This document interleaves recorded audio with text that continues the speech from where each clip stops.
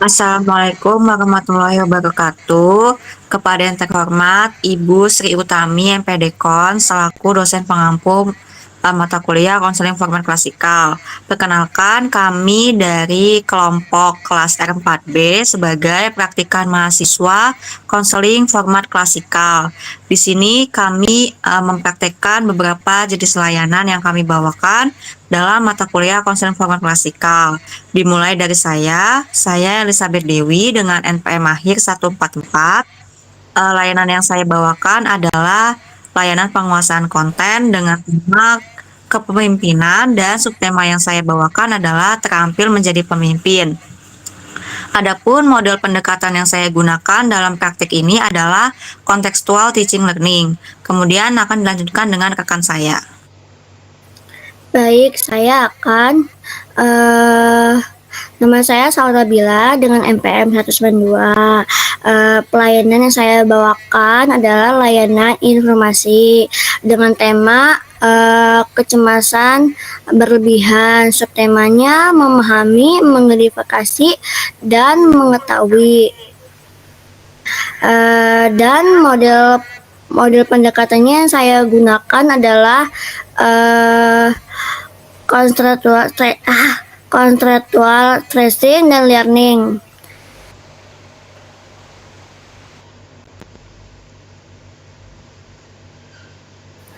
Oke, nama saya Nur Fajriani dengan NPM akhir 130. Layanan yang saya gunakan yaitu layanan informasi. Temanya self-harm, subtemanya pentingnya menumbuhkan rasa sayang pada diri sendiri.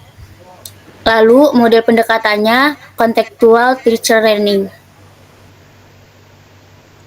Baik, perkenalkan nama saya Nadia Nurhaliza dengan NPM terakhir 133. Jadi layanan yang saya bawakan adalah layanan informasi dengan tema self-love dan subtema pentingnya self-love di era digital. Lalu pendekatan yang saya gunakan adalah contextual teaching learning. Dan yang terakhir, saya Anissa Tuzara Fitriani dengan NPM akhir 189. Di sini saya membawakan layanan informasi dengan tema ilmu pernikah dan subtema pentingnya mempersiapkan pernikahan yang ideal. Model pengajaran saya yaitu contextual teaching learning dan project based learning. Sekian perkenalan dari kelompok kelas R4B mengenai praktik konseling format klasikal. Selamat menyaksikan.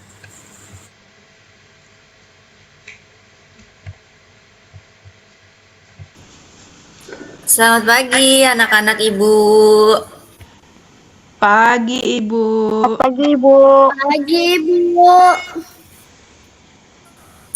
Bagaimana kabarnya hari ini anak-anak? Baik Ibu. Baik Ibu. Baik, Ibu. Baik, Ibu senang mendengar kabar kalian hari ini dalam keadaan sehat, dalam keadaan sukacita, dalam keadaan semangat. Nah, hari ini Ibu adalah pertemuan perdana di kelas kalian, kelas 8B SMP Strada Nawar. Karena kebetulan di semester ini Ibu dapat kesempatan untuk bertemu kalian untuk memegang kelas ini. Jadi ini pertemuan perdana ya. Karena dari semester-semester sebelumnya di kelas 7 Ibu belum dapat kesempatan untuk pegang kelas 8. Jadi tahun ajaran ini Ibu baru dapat kesempatan pegang kelas 8 termasuk juga kelas kalian kelas 8B. Nah, karena ini pertemuan perdana, maka Ibu akan perkenalan diri dulu, atau sebelumnya di antara kalian ada yang udah kenal Ibu? Belum Ibu. Belum Ibu. Baik, Ibu akan perkenalan diri dulu. Nama Ibu Elizabeth Dewi. Nah, kalian semua bisa panggil Ibu Dewi. Di sini Ibu sebagai guru BK di sekolah SMP Strada Nawar. termasuk salah satu guru BK ya di sekolah ini, karena di sekolah ini ada beberapa guru BK. Nah, salah satunya adalah Ibu. Nah, hari ini Ibu akan memberikan layanan penguasaan konten di kelas ini, di kelas 8B. Nah, sebelumnya ada yang udah tahu belum apa itu layanan penguasaan konten? Belum, Ibu. Apa itu, Ibu? Nah, jadi belum pernah dengar ya, belum pernah ada yang tahu layanan penguasaan konten. Jadi layanan penguasaan konten ini mungkin di sebagian kalian itu menganggapnya konten itu biasanya konten-konten Instagram ya Bu, konten-konten di sosial media. Terus dari situ kita kuasai. Jadi mungkin pemahamannya di situ penguasaan konten. Kedengarannya itu seperti terlalu serius ya penguasaan konten. Nah, namun di layanan ini nanti Ibu akan memberikan pembahasan dari suatu topik. Kemudian nanti kita akan simulasikan, kita akan praktik dari pembahasan topik yang Ibu sampaikan. Nah, tujuannya apa Ibu dari layanan ini?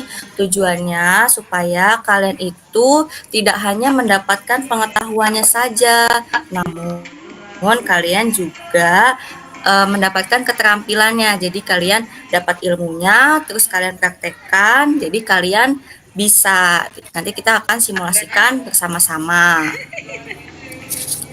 Nah, pastinya konten atau topik yang Ibu bawakan hari ini itu bermanfaat di kehidupan kalian sehari-hari, bukan hanya di kehidupan kalian sekarang, namun juga bisa menjadi bekal di kehidupan kalian nanti. Nah, dari pembahasan tadi, kira-kira kalian ada nggak yang punya pengalaman jadi ketua kelas, ketua regu pramuka, ketua ekskul, ketua kelompok? Ada yang punya pengalaman menjadi ketua? Saya, Ibu, jadi ketua regu, Ibu. Oh, Anisatus jadi ketua regu waktu SD ya? Atau kelas 7 kemarin? Waktu SD, Ibu. Waktu SD ketua regu. Nah, bagaimana perasaannya Anisatus waktu Anisatus menjadi ketua regu? Senang bercampur deg-degan, Ibu, karena harus bertanggung jawab atas anggotanya, Ibu. Nah, betul Anisatus. Jadi, kalau kita jadi ketua, jadi pemimpin, itu hal yang normal. Kita merasakan campur aduk antara bahagia, senang, tapi juga terkadang kita memiliki keraguan atas kemampuan diri kita sendiri. Kita kadang sering bertanya-tanya, apakah saya mampu untuk menjadi seorang pemimpin? Apakah saya mampu untuk mengarahkan, untuk mengendalikan tim-tim saya, anggota-anggota di tim saya? Nah, itu adalah hal yang wajar untuk dirasakan bagi seorang pemimpin. Nah, tapi kita tidak perlu khawatir karena dengan perjalanan waktu, kalau misalkan kalian itu menjalaninya dengan enjoy, itu kalian akan terbiasa dengan posisi kalian sebagai ketua.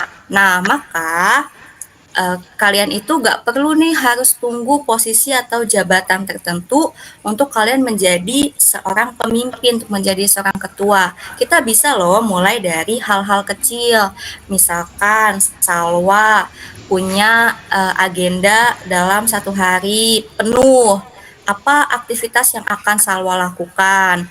Nah, Salwa itu melakukannya sesuai dengan jadwal yang sudah Salwa susun.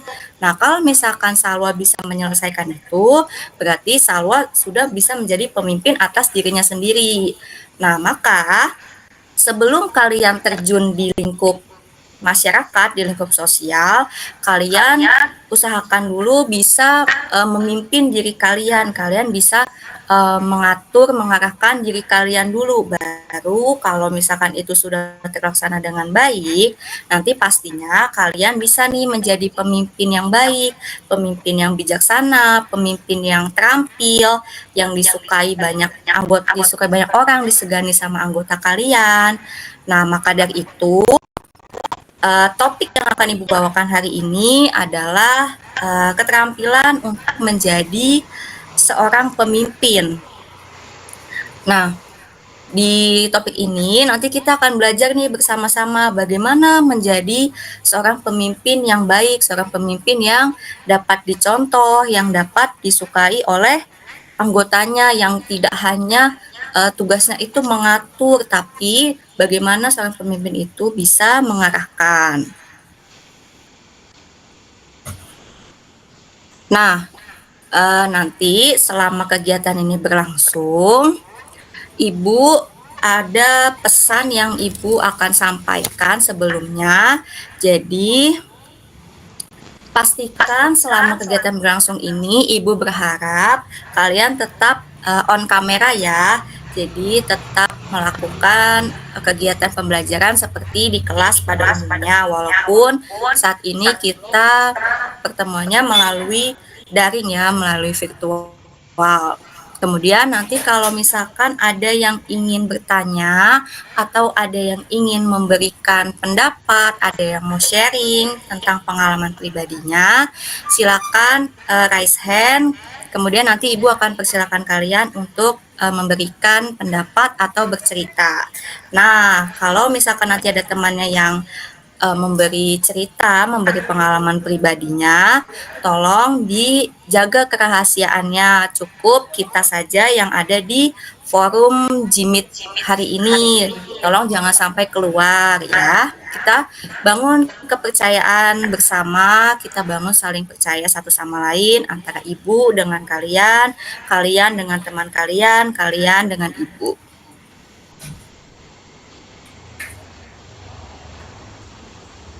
Nah, baik. Jadi nanti Ibu akan memberikan suatu topik ya, terampil menjadi pemimpin. Ibu akan bahas dulu. Kemudian nanti kita akan praktekkan. Ibu akan menjelaskan beberapa subpoin. Nanti kita akan praktekkan poin-poin tersebut bersama-sama supaya kalian mempunyai keterampilan untuk menjadi seorang pemimpin. Siapa sih yang tidak mau menjadi pemimpin? Pasti semuanya mau menjadi pemimpin. Pasti semuanya mau menjadi leader. Pasti semuanya mau memiliki kesempatan untuk mengarahkan anggotanya. Maka untuk mempersiapkan hal tersebut, kita simak bersama-sama pembahasan yang Ibu akan sampaikan, yang akan Ibu jelaskan, dan yang akan nanti kalian simulasikan. Baik anak-anak, untuk memulai kegiatan hari ini, kita awali dulu dengan berdoa. Berdoa dimulai.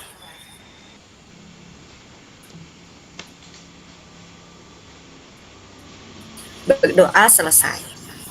Nah, oke, baik anak-anak. Jadi, topik kita hari ini adalah terampil menjadi pemimpin. Nah, siapa nih yang mau jadi leader? Siapa yang mau jadi ketua? Saya, Bu. Saya mau. Saya pun. Nah, pasti semuanya tuh mau untuk jadi seorang ketua, untuk jadi seorang pemimpin. Nah, tapi kita juga harus tahu nih, bagaimana menjadi seorang pemimpin yang terampil, pemimpin yang baik, pemimpin yang bisa disukai sama anggota timnya. Nah, maka mari kita belajar bersama-sama untuk menjadi seorang pemimpin yang dapat disukai sama anggota timnya. Oke, kita lanjut ya. Nah, maka kita mulai dari arti kepemimpinan. Kepemimpinan di sini adalah kemampuan seseorang, kemampuan kalian untuk mempengaruhi, mengarahkan, membimbing, dan menggerakkan orang lain untuk mencapai tujuan bersama. Nah, di sini kita seharusnya memiliki kemampuan, kita memiliki keterampilan kalau seorang pemimpin itu, supaya pemimpinnya itu bisa mengarahkan, bisa membimbing, bisa menggerakkan anggota timnya. Orang lain di sini adalah anggota timnya, anggota kelompoknya untuk mencapai tujuan bersama. Pastinya kalau ada suatu kelompok dan ada pemimpin dan ada anggotanya, pasti kelompok itu mempunyai satu tujuan yang harus dicapai bersama. Misalkan di lingkup sekolah, Anisatus jadi ketua OSIS, kemudian Nur Fajriani jadi anggotanya, kemudian Nadira ada sekretarisnya, Salwa jadi bendaharanya. Kemudian Anisatus mengusulkan kita bikin program untuk 17 Agustus bagaimana? Nah, nanti dirembukin nih bersama-sama bagaimana strateginya, bagaimana langkah-langkah yang harus dipersiapkan. Kemudian dirundingkan bersama dan diberi target bagaimana program ini bisa terlaksana dengan baik. Nah, itu merupakan salah satu cara untuk mencapai tujuan bersama. Nah, yang berikutnya adalah gaya kepemimpinan. Di sini Ibu akan menyampaikan ada 3 gaya kepemimpinan. Yang pertama ada gaya kepemimpinan otoriter, kemudian gaya kepemimpinan demokratis, dan yang kepemimpinan ketiga yaitu laissez-faire. Nah, ada dari ketiga ini ada yang udah pernah dengar belum? Apa sih gaya kepemimpinan otoriter, demokratis, laissez-faire? Ada yang udah pernah dengar sebelumnya?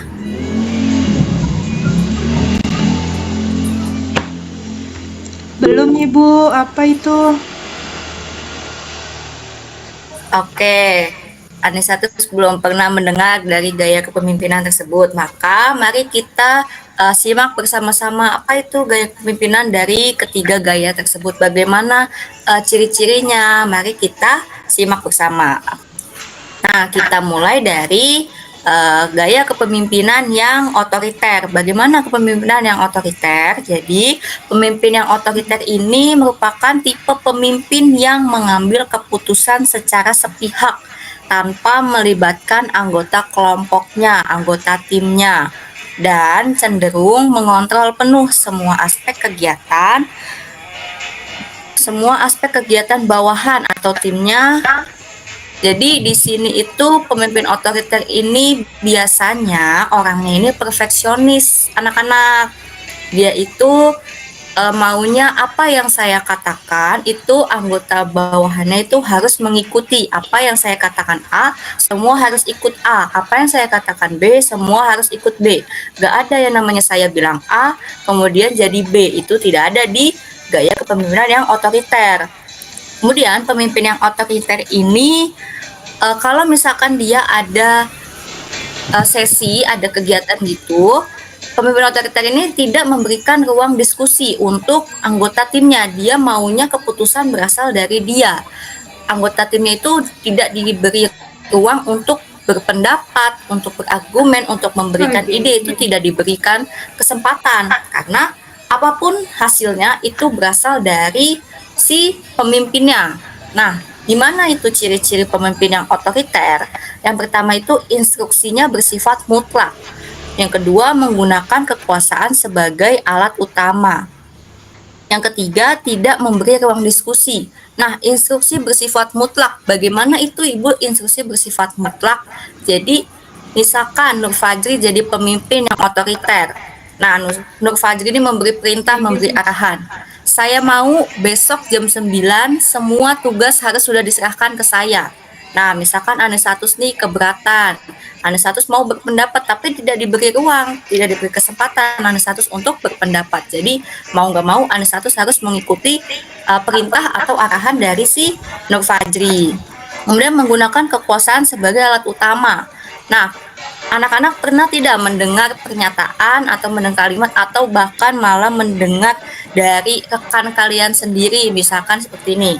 Saya ketua, saya punya kuasa. Pernah mendengar tidak pernyataan seperti itu? Pernah, Ibu. Pernah, Bu.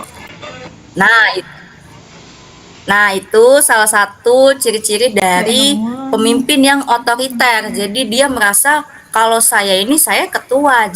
Jadi semua kekuasaan itu dipegang kendalikan oleh saya, anggota kelompok saya, anggota tim saya tidak berhak secara penuh untuk mengatur jalannya suatu kegiatan, karena disitulah pemimpinnya harus tampil. Pemimpinnya itu lebih dominan kalau di pemimpin yang otoriter. Kemudian tidak memberi ruang diskusi. Tadi yang udah Ibu sampaikan bahwa pemimpin otoriter ini tidak mau mendengar pendapat dari anggotanya, tidak mau mendengarkan ide, tidak mau menerima ide dari anggota timnya. Dia hanya mau apa yang saya pikirkan itu harus terjadi, apa yang saya mau itu harus terjadi.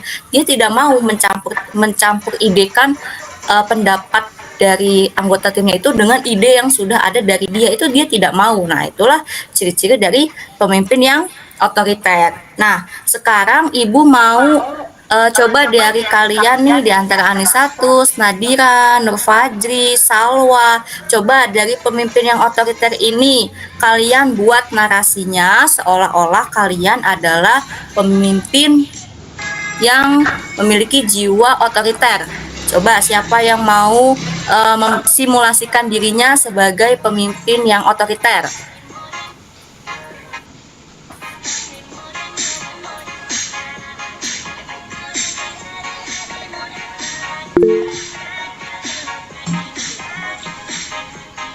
Oke, Nadira, coba silahkan. Baik Ibu, kalau saya mempunyai gaya kepemimpinan yang otoriter ini, saya membayangkan diri saya ini menjadi suatu ketua di pemerintahan. Nah, di situ saya akan menerapkan gaya otoriter di mana saya ingin apa yang dikerjakan oleh bawahan saya atau rekan-rekan saya itu mengikuti mau saya Ibu, karena saya takut nantinya ke depannya hal yang sudah mereka kerjakan itu tidak sesuai dengan ekspektasi saya dan akhirnya saya kecewa gitu loh Bu sebagai ketuanya. Oh, oke, baik Nadira, terima kasih sudah berpartisipasi dengan memposisikan dirinya sebagai pemimpin yang otoriter. Tadi Nadira menganalogikan bahwa Nadira ini memposisikan dia sebagai ketua di pemerintahan.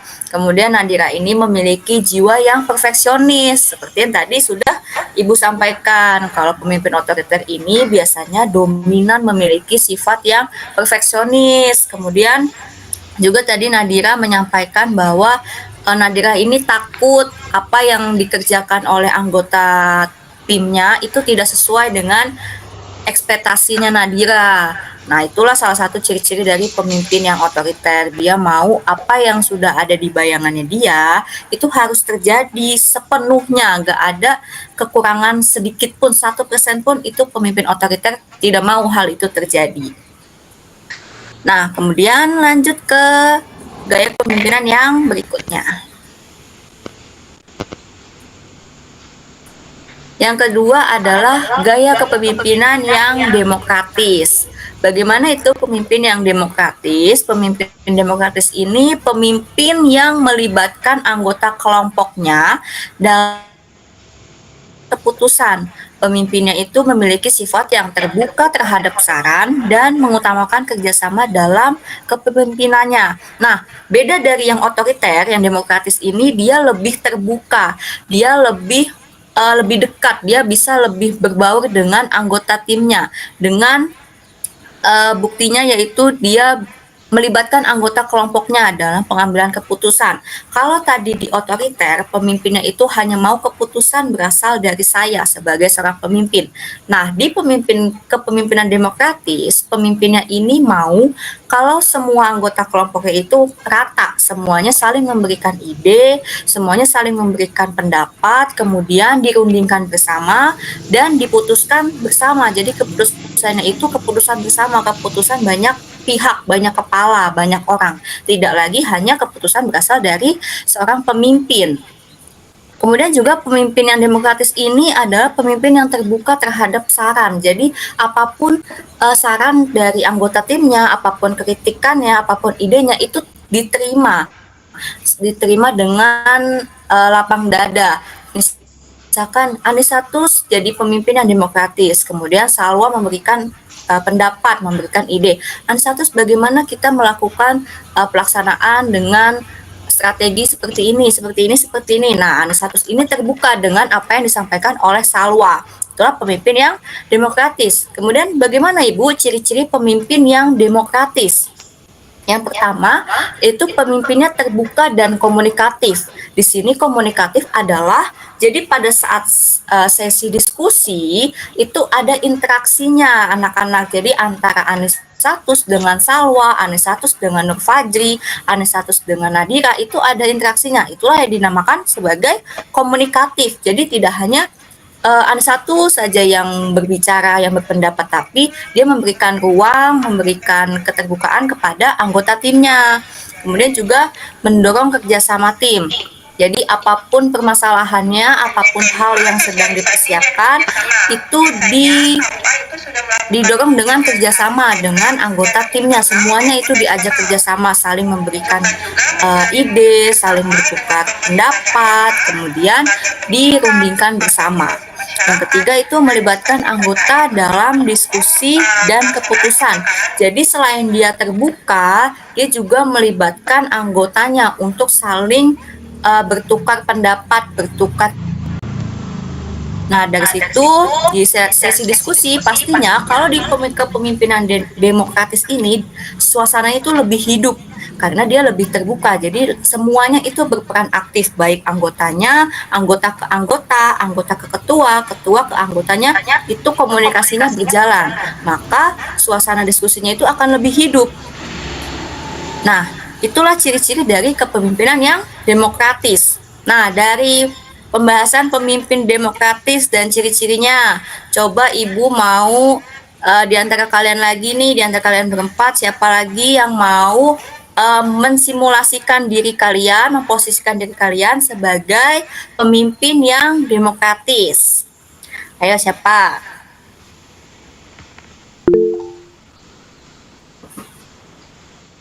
Anisatus, silakan Anisatus.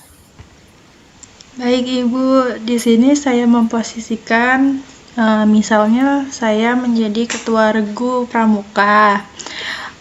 Ketika saya meminta solusi kepada anggota, saya mengajak anggota saya untuk berdiskusi dengan saya dan saya mendengarkan seluruh pendapat anggota tim saya, Ibu. Nah, baik, betul sekali Anisatus, tadi yang sudah disampaikan, dia terbuka dengan anggota timnya, saling berdiskusi dengan anggota timnya, jadi semuanya diberi kesempatan untuk berpendapat. Baik, terima kasih Anisatus atas contohnya. Oke, kita lanjut ke gaya kepemimpinan yang berikutnya.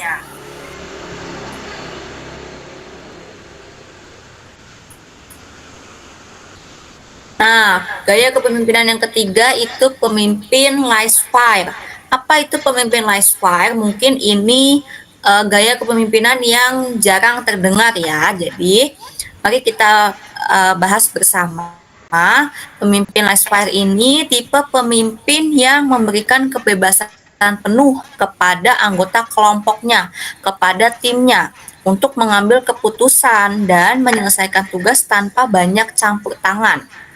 Nah, jadi pemimpin yang laissez-faire ini tingkat kepercayaan antara pemimpin ke timnya itu sangat tinggi karena dia memberikan kebebasan penuh ya, memberikan kebebasan penuh, apapun tugas, apapun hasilnya itu diterima oleh pemimpin dengan tipe laissez-faire ini. Jadi anggotanya, timnya itu yang lebih dominan bekerja, lebih banyak memberi tanggapan, lebih banyak memberikan ide.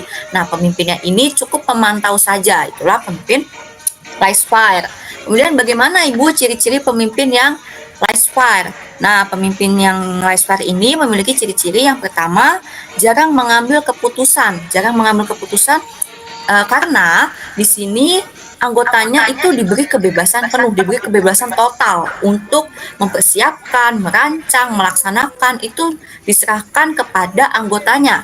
Nah, pemimpinnya itu hanyalah memantau. Maka seringkali pemimpin yang dengan jiwa live fire ini, dia seringkali tidak terlihat dalam proses pelaksanaannya, dalam proses perencanaannya, itu jarang sekali terlihat. Malah lebih banyak, lebih dominan yang terlihat itu anggotanya. Nah, kemudian yang kedua adalah memberikan kebebasan total kepada timnya. Jadi apapun keputusannya itu diserahkan penuh kepada anggotanya. Nah, si pemimpinnya ini cukup memantau saja, menyetujui, oh jadi begini-begini perencanaannya seperti ini. Kemudian pemimpinnya itu mengkonfirmasi, oke, saya setuju dengan apa yang disampaikan, apa yang diajukan. Yang ketiga itu tidak terlalu terlihat dalam pelaksanaan tugas, karena pemimpinnya ini memberikan kebebasan, memberikan kepercayaan penuh kepada anggotanya untuk melaksanakan tugas. Seperti itu dari kepemimpinan dengan tipe live fire. Nah, tadi sudah Ibu sampai.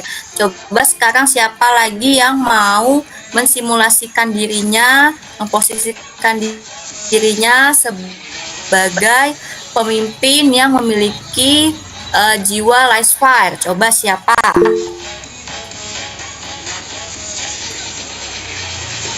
Oke, Nur Fajri, silakan.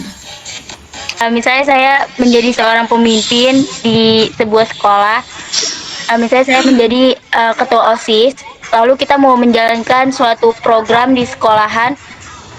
Nah, anggota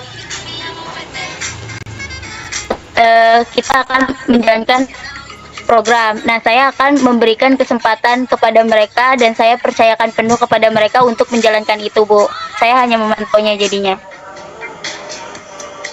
Nah, baik, betul. Terima kasih Nur Fajri atas contohnya yang sudah diberikan. Jadi Nur Fajri ini posisikan diri sebagai ketua, kemudian tugasnya itu diberikan secara penuh untuk kepada anggota timnya. Jadi Nur Fajri ini hanya menerima hasil, hanya memantau saja bagaimana cara kerja si anggota timnya. Nah, baik, sekarang adalah berikutnya.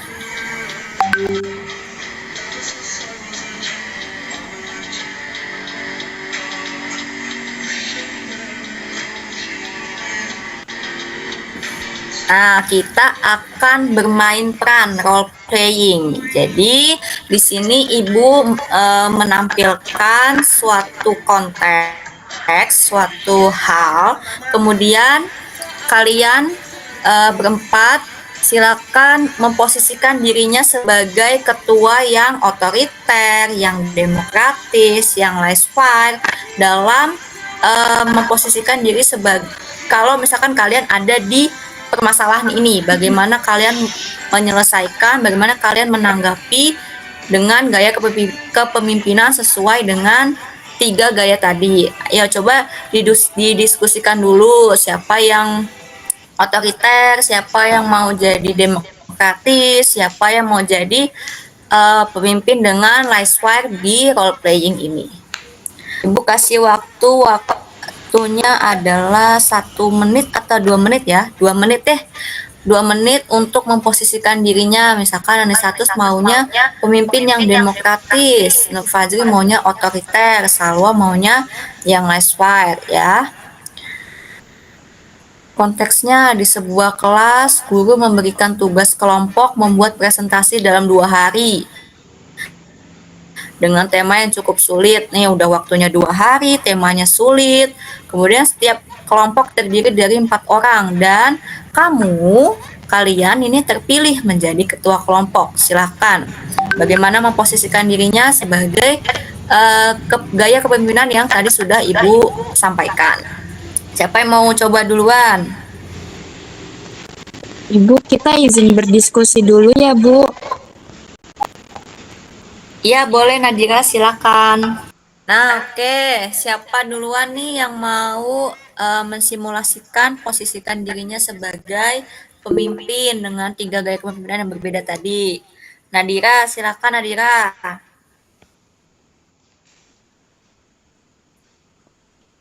Baik Ibu, jadi di sini saya memposisikan diri saya dengan gaya kepemimpinan otoriter.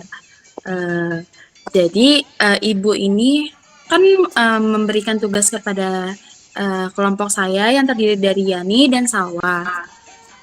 Eh, jadi saya langsung masuk ke narasinya saja ya Bu, untuk memposisikan Ya. diri sebagai kelompoknya. Nah, nih Salwa, kita kan ada tugas kelompok dan itu materinya lumayan cukup sulit, yaitu tentang korupsi yang baru terjadi akhir-akhir ini. Tapi aku nggak mau kalau misalkan kalian ngerjain presentasinya tuh bareng-bareng. Aku takut kalian kelewatin hal-hal yang penting. Aku tunggu besok pagi ya, jam 9 pagi kalian udah harus ngirimin semua data-data yang relevan. Nanti aku sendiri aja yang bikin presentasinya. Oke?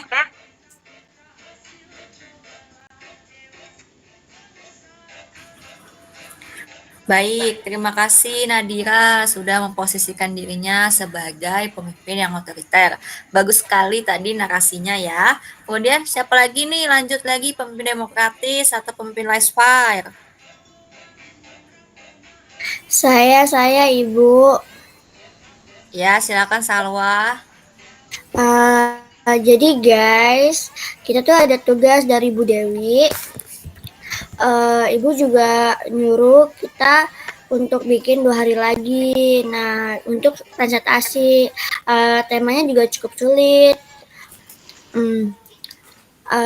Bagaimana? Apakah kalian mau mencari jawaban untuk kita berdiskusi?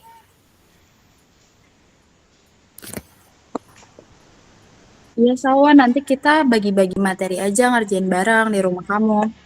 Oke, Salwa masih ada lanjutannya atau sudah selesai? Sudah, Ibu. Tadi Salwa memsimulasikan dirinya sebagai kepemimpinan dengan tipe apa ya Salwa ya? Kepemimpinan demokratis, Bu. Oke, terima kasih Salwa tadi sudah memposisikan dirinya sebagai pemimpin yang demokratis. Dia mengajak anggotanya untuk berdiskusi. Kemudian gaya kepemimpinan yang laissez-faire nih, siapa yang mau mensimulasikan? Saya mau menjadi kepemimpinan laissez-faire. Jadi nanti saya akan ngumpul nih sama teman-teman kelompok saya. Lalu saya akan menjadi pemimpin kelompoknya dan saya bakal nyuruh mereka untuk mencari materi. Nah, saya percayakan semuanya ke mereka, Bu. Jadi saya cuma mantau aja. Oke, baik. Terima kasih Nur Fajri sudah memsimulasikan dirinya sebagai kepemimpinan dengan tipe laissez-faire. Oke, sampai di sini pembahasan Ibu. Nah, Ibu akan kasih link Google Form untuk lembaga kerja siswa penilaian ya. Silakan kalian isi. Ibu sudah kirim ke perwakilan kelas ini ke Anisatus ya. Tolong di-share ke teman-teman. Waktunya 1 menit dari sekarang. Silakan diisi ya. Baik, Ibu.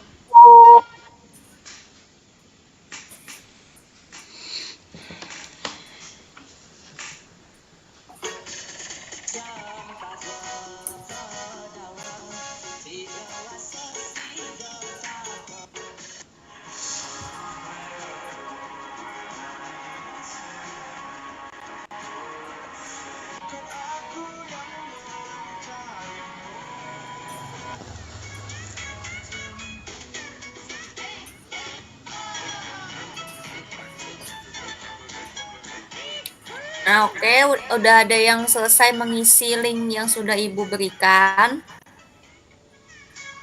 Belum, Ibu.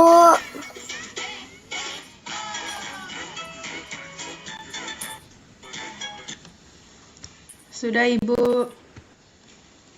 Oke, sudah. Udah Yang selesai. lain sudah ya. Kenapa Nadira? Iya, sudah selesai saya submit. Oke, baik, terima kasih. Nah, ini Ibu juga ada memberikan lagi link lagi ke Anisatus, tolong di-share lagi ya Anisatus ya. Diisi lagi link yang kedua. Baik, Ibu.